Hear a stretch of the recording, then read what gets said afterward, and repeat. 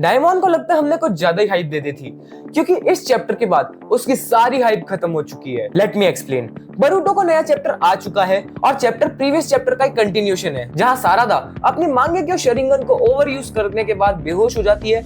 बरूटो और हिमावारी उसको देखने आते हैं। बरूटो देखता है कि उसकी आंख को कुछ हुआ तो नहीं है। वहीं पे हम देखते हैं हिमावारी कुछ तो करती है जिससे उसकी आंखें शायद ठीक हो जाए, लेकिन उसकी ब्लाइंडनेस पे कितना असर पड़ेगा इसका कोई आइडिया नहीं है। वहीं दूसरी तरफ हम देखते हैं कि इस सुअर सी शक्ल के हजारों से ज्यादा क्लोन आ चुके हैं। आइडा डायमंड को अपने पीछे बैठा के भाग रही होती है, लेकिन डायमंड की गांड मस्ती अभी भी नहीं रुक रही।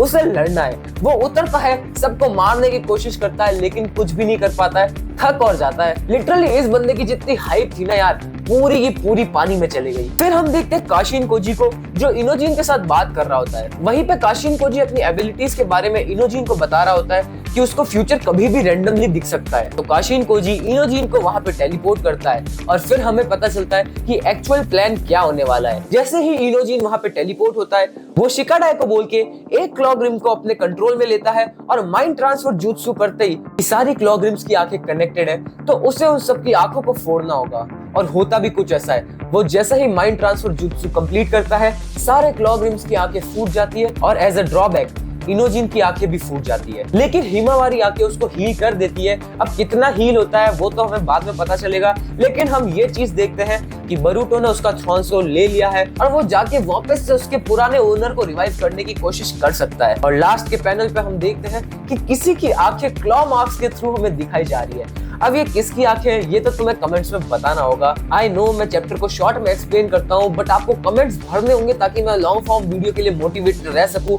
मिलते हैं अगली वीडियो में, तब तक के लिए बाय बाय। भाई डायमंड की हाइप से अच्छा तो इमू का फेस रिवील ही था।